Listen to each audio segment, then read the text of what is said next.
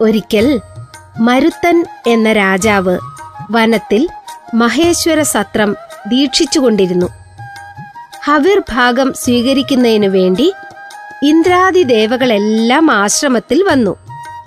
രാവണൻ തന്റെ അനുയായികളോടുകൂടി ജൈത്രയാത്രയ്ക്കിറങ്ങിയ കാലഘട്ടമായിരുന്നു അത്.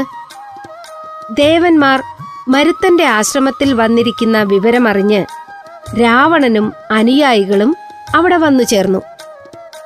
ഭയം കൊണ്ട് ദേവന്മാർ ഓരോരോ വേഷം സ്വീകരിച്ച് ഒളിച്ചിരുന്നു.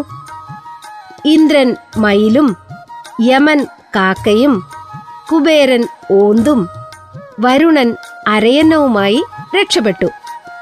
രാവണാദികൾ പിന്തിരിഞ്ഞു. രക്ഷപ്പെട്ട ദേവന്മാർ തങ്ങൾ രൂപം സ്വീകരിച്ച പക്ഷികളെ അനുഗ്രഹിച്ചു.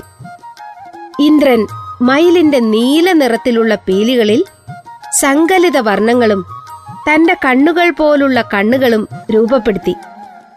അവയ്ക്ക് ഒരു വിധത്തിലുള്ള വ്യാധികളും ഉണ്ടാവുകയില്ലെന്നും പുതുമഴ വർഷിക്കുമ്പോൾ പീലി വിടർത്തി ആടുമെന്നും അനുഗ്രഹിച്ചു.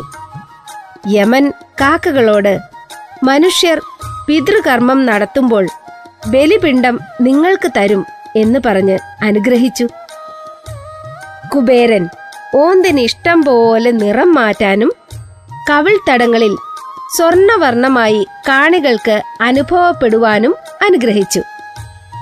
വരുണൻ അരയന്നങ്ങളെ നോക്കി പറഞ്ഞു, കറുപ്പും വെളുപ്പും കലർന്ന നിങ്ങൾ മേലിൽ പാൽ പോലെ വെളുത്തതായി തീരും.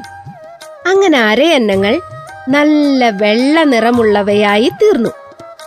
പക്ഷികളെ അനുഗ്രഹിച്ചുകൊണ്ട് ദേവന്മാർ അവിടെ നിന്നും മറഞ്ഞു.